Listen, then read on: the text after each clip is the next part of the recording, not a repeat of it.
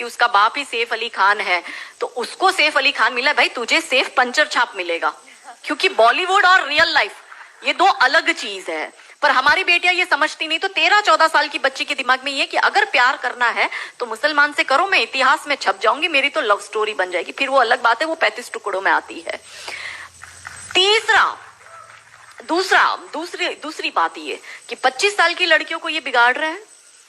25 से 35 साल की शादीशुदा महिलाओं को बिगाड़ने का काम एकता कपूर जैसी महिलाएं अपनी टीवी सीरियल के माध्यम से करती है।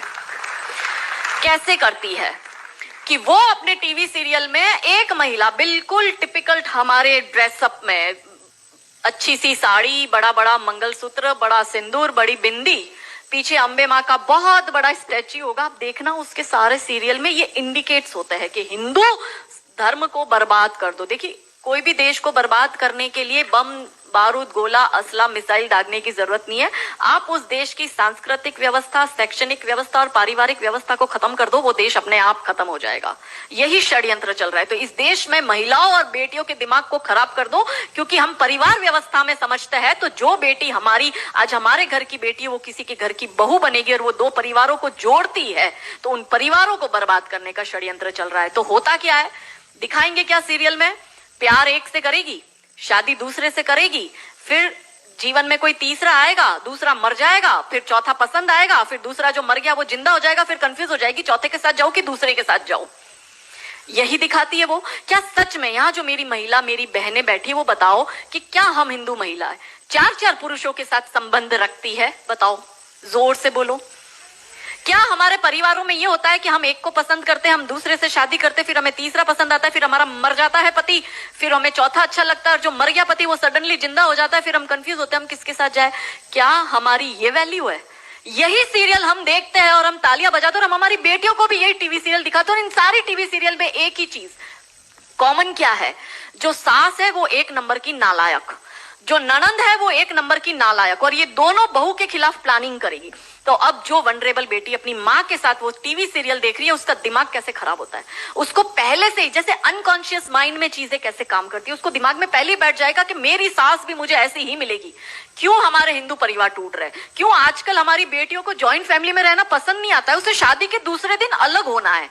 वो पहला फोन अपनी माँ को करेगी और माँ कहती है ज्यादा चिक चिक करे तो तू आ जाना मेरे घर में। हमारे माता पिता ने हमें ये सिखाया था कि तेरी डोली उठ रही है, तू इस घर में वापस तभी आएगी जब तुझे प्यार से आना है, तू तेरी अर्थी वहीं से ही उठेगी, हमें तेरी घर में एंट्री नहीं देंगे। ये हमें बचपन में सिखा दिया गया था। इसलिए आज भी हम जॉइंट फैमिली में रहते हैं, हम ससुराल में रहते हैं। भारतीय सांस्कृतिक व्यवस्था, पारिवारिक व्यवस्था को हमने बनाए रखा है। फिर एकता कपूर क्या करेगी? अनुपमा जैसी सीरियल में, ये एक ऐसी सीरियल है इसमें इतने ब्रेकअप और इतने डिवोर्स दिखा दिए कि इतने तो मुझे लगता है यहाँ जितनी मेरी बहनें और जितने मेरे भाई बैठे, इनके जान पहचान परिवार पूरे खानदान में नहीं हुए होंगे, इतने उस एक सीरियल में दिखाए। अब हमारी बेटी जो वहां जाती है उसको लगता है मेरी ननंद नालायक, मेरी सास नालायक। इसलिए अब देखो सास बहू में निपटी नहीं, पहले कैसे निपटी थी, पहले कैसे रहते थे। और तीसरा जो मैंने कहा OTT, 35 से 45 वर्ष तक की महिला जो कि वर्किंग विमेन है, जो जॉब करती है, उस महिला को कैसे दिमाग खराब करना है फेमिनिज्म के नाम पर। यदि आप नौकरी कर रही है तो आपको परिवार नहीं चाहिए, आपको पति नहीं चाहिए, आपको सास ससुर नहीं चाहिए, वो सब आपके पैर की जूती, क्योंकि आप वर्किंग विमेन है, आप नौकरी कर रही है।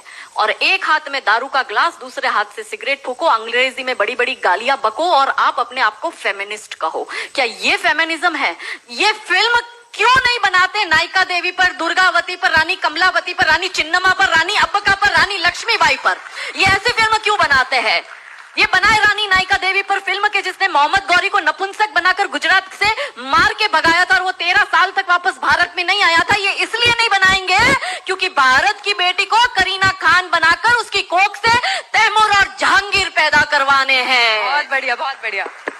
ये नहीं चाहते कि हमारे देश की बेटी दुर्गा